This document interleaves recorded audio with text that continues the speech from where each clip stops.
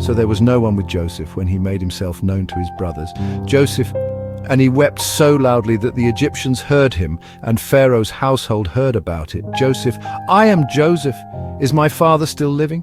But his brothers were not able to answer him because they were terrified at his presence. When they had done so, he said, "Joseph, I am your brother Joseph, the one you sold into Egypt.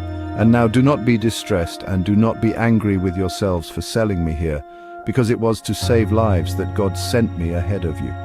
For 2 years now there has been famine in the land, and for the next 5 years there will be no plowing and reaping. But God sent me ahead of you to preserve for you a remnant on earth and to save your lives by a great deliverance. So then it was not you who sent me here, but God. He made me father to Pharaoh, lord of his entire household and ruler of all Egypt."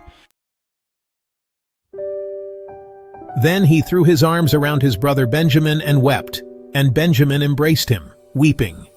And he kissed all his brothers and wept over them. Afterward his brothers talked with him. When the news reached Pharaoh's palace that Joseph's brothers had come, Pharaoh and all his officials were pleased. "Tell your brothers, do this.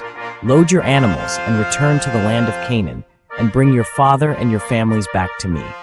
I will give you the best of the land of Egypt, and you can enjoy the fat of the land." You are also directed to tell them, "Do this. Take some carts from Egypt for your children and your wives, and get your father and come. Never mind about your belongings, because the best of all Egypt will be yours." "Yes, Pharaoh." So the sons of Israel did this. Joseph gave them carts as Pharaoh had commanded, and he also gave them provisions for their journey. To each of them he gave new clothing, but to Benjamin he gave 300 shekels of silver and 5 sets of clothes. And this is what he sent to his father: 10 donkeys loaded with the best things of Egypt, and 10 female donkeys loaded with grain and bread and other provisions for his journey.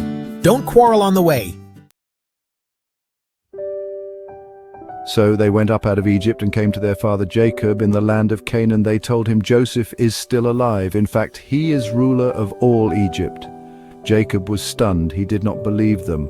But when they told him everything Joseph had said to them, and when he saw the carts Joseph had sent to carry him back, the spirit of their father Jacob revived.